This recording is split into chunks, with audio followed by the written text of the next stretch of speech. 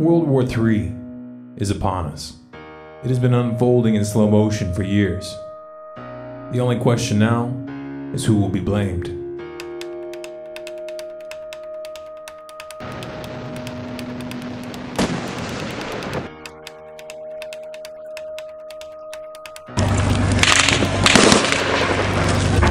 Humans tend to view each stage of history in isolation.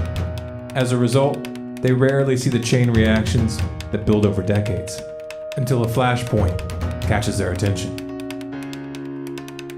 September 11th, 2001 was one such flashpoint. You could make the case that this is where it all began, and there's some truth in that, but it's also an oversimplification. I mean, let's remember here, the people we are fighting today, we funded 20 years ago. U.S. National Security Advisor Brzezinski flew to Pakistan to set about rallying resistance. He wanted to arm the Mujahideen without revealing America's role. On the Afghan border near the Khyber Pass, he urged the soldiers of God to redouble their efforts. We know of their deep belief in God, and we are confident that their struggle will succeed. That land over there is yours. You'll go back to it one day, because your fight will prevail, and you'll have your homes, your mosques back again, because your cause is right, and God is on your side. Of course, we all know the Dancing with the Stars version of the story. The US backed the Mujahideen in response to the Soviet invasion of December 1979. You might want to run that version by Robert Gates, director of the CIA under Ronald Reagan and George Bush Sr., Secretary of Defense under George W. Bush and Barack Obama, long-standing member of the CFR. Because in his memoir entitled From the Shadows, he revealed that the US actually began the covert operation 6 months prior with the express intent of drawing in the Soviets. Oops. And guess what? They still haven't learned their lesson. Speaking of Al-Qaeda, if you do a Google search for jet fuel maximum burning temperature, you'll find an article from popularmechanics.com informing you that under ideal conditions, jet fuel tops out at 1,500 degrees Fahrenheit, and that steel melts at 2,750 degrees. They go on to explain how this isn't a problem because, quote, for the towers to collapse, their steel frames didn't need to melt. Trouble is, the steel did melt. See molten steel running down the channel rails, like you're in a foundry. Like a volcano. It's this fused element of steel, molten steel and concrete and all of these things all fused by the heat into one single element. And almost like a chunk of lava from Kilauea or Iceland, where they're very sharp but breakable shards on the end here. I mean, these things are burning. At one point, I think they were about 2,800 degrees. Underground, it was still so hot that molten metal dripped down the sides of a wall from Building 6. There were fires of 2,000 degrees Fahrenheit below the ground. And all of a sudden, he comes out of this little tunnel screaming, "Wait till you see what I found." And he pulls in ministers and officials, and there, this cross is fully extended, melted together with the intense heat. The two beams were never initially part of the same structure. Heat literally melted them together. And the piece of metal that's draped over was molten metal that had literally fallen over one of the arms. Of course, little details like the laws of physics never got in the way of a good story. Oh, by the way, did you ever find anyone who could credibly explain how a third building, World Trade Center Building 7, fell straight down at 5:21 p.m. that day, though it was not hit by a plane? And did they ever explain how the BBC reported this event 26 minutes before it actually happened? Now, more on the latest building collapse in New York. You might have heard a few moments ago I was talking about the Salomon Brothers building collapsing, and indeed it has. Apparently that's only a few hundred yards away from where the World Trade Center towers were. And it seems that this was not a result of a new attack. It was because the building had been weakened during this morning's attacks. We'll probably find out more now about that from our correspondent, Jane Stanley. Jane, what more can you tell us about the Salomon Brothers building and its collapse?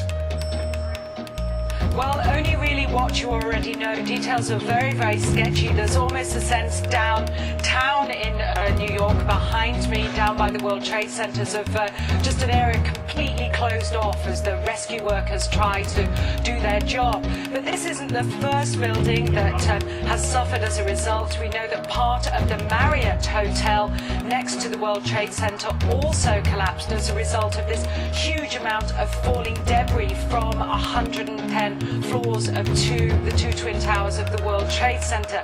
As you can see behind me, the Trade Center appears to be still burning. We see these huge clouds of smoke and ash, and we know that behind that there's an empty piece of what was a very familiar New York skyline, a symbol of the financial prosperity of this city.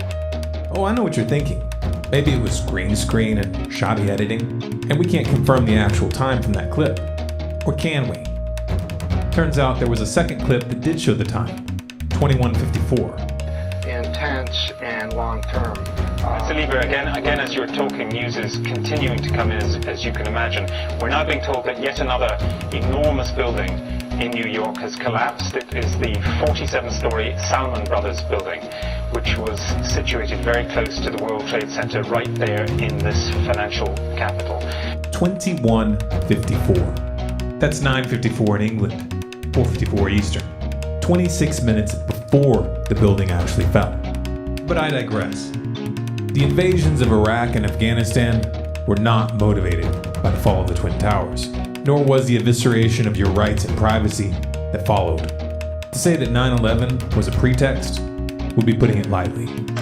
About 10 days after 9/11, I went through the Pentagon and I saw Secretary Rumsfeld and Deputy Secretary Wolfowitz. I went downstairs just to say hello to some of the people on the Joint Staff who used to work for me, and one of the generals called me and he said, "Sir, you gotta come in and talk to me a second." I said, "Well, you're too busy." He said, No. He says, "We've made the decision. We're going to war with Iraq." This was on or about the 20th of September. I said, "We're going to war with Iraq. Why?" He said, "I don't know." He said, "I guess they don't know what else to do."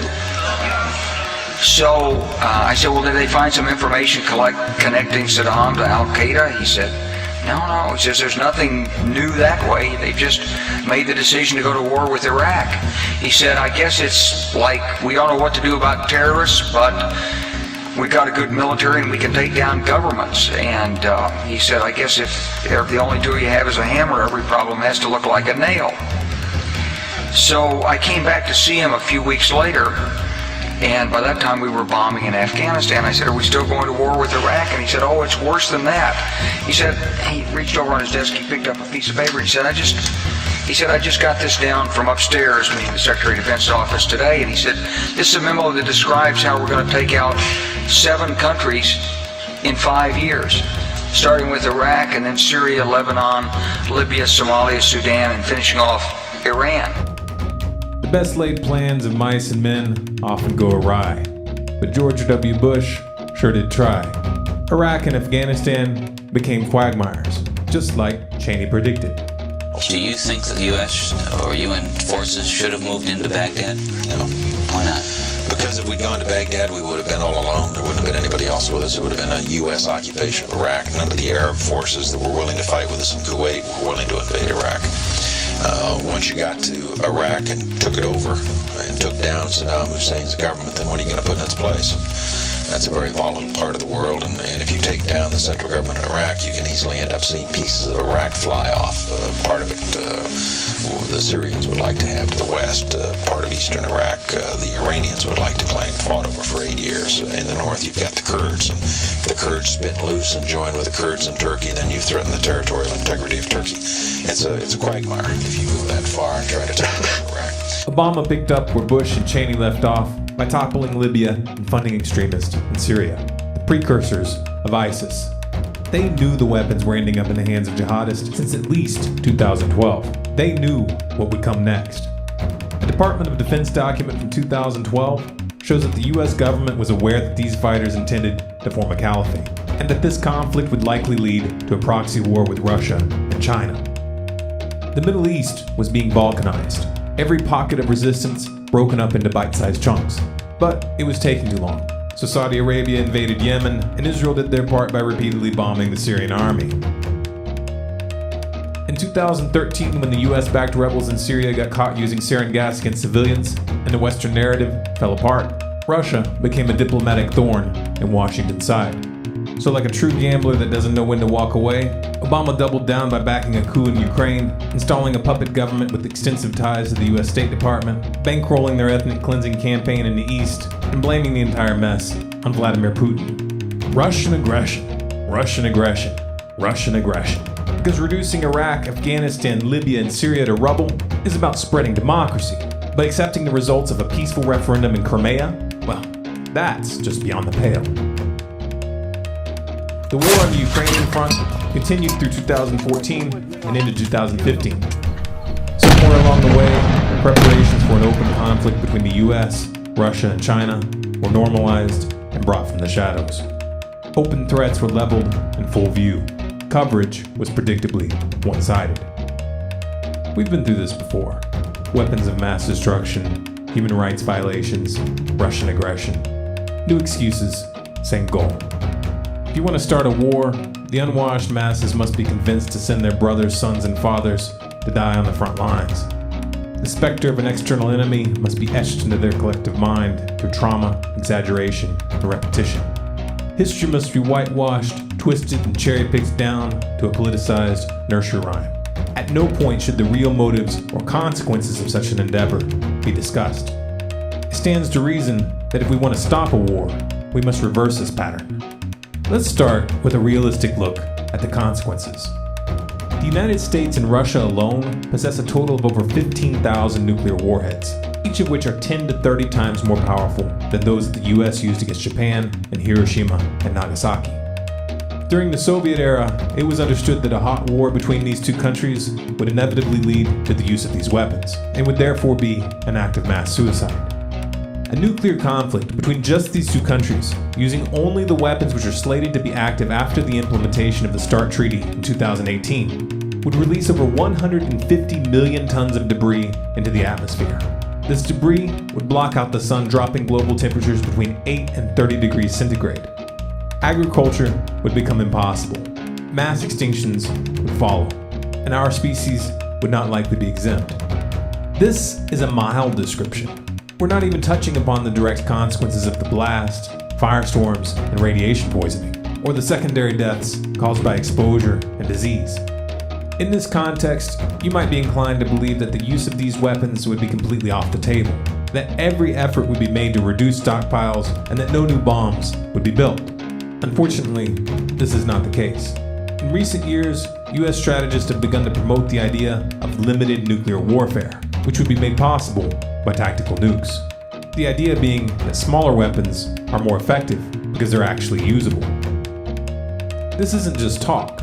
Under Obama, the US military developed the most expensive and most dangerous nuclear weapon ever, the B-6112. The B-6112 is a guided nuclear missile, the first of its kind, and its yield can be dialed down electronically for the desired effect. This capability has been promoted by the CFR as a means of preemptively destroying China's hardened missile silos. Apparently, the Obama administration took these recommendations to heart, because Section 1063 of the NDAA of 2013 directed the U.S. Strategic Command to prepare a report assessing the capability of the U.S. military to destroy a network of tunnels in China and, quote, the known hardened and deeply buried sites of foreign nations, with conventional and/or nuclear forces. While Russia wasn't mentioned directly here, it should be clear that they're on that list. Those promoting this new stance claim that this is merely a new form of deterrence.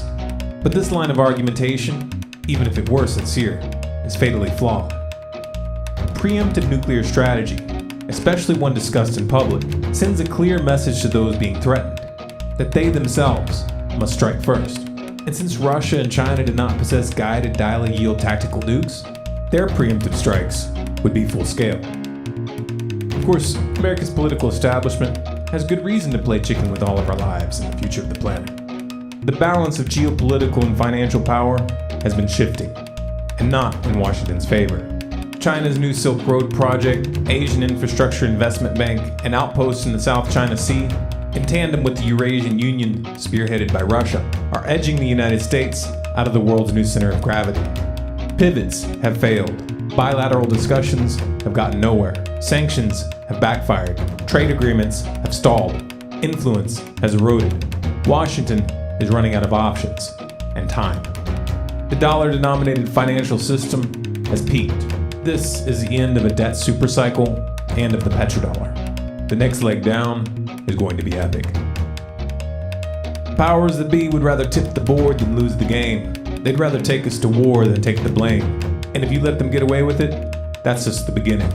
I said there's a crisis of global governance, but there's not a crisis that's actually impacting the key actors in these countries that brings them to the level of creating a common narrative, that creates a human narrative. We're nowhere close to that. And in some areas, maybe we'll develop such a thing. I hope not. I hope it doesn't require that kind of crisis. But certainly, the crucible of the G20 leads us to believe that that is what's required.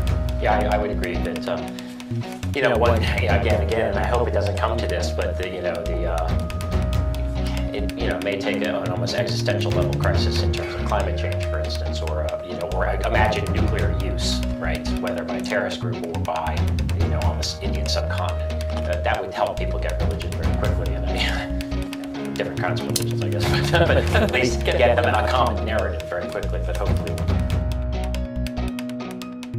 If you want people to hear this message, like it, share it, download it, and spread it. Believe it or not, this is just the tip of the iceberg. Want to see how deep the rabbit hole goes?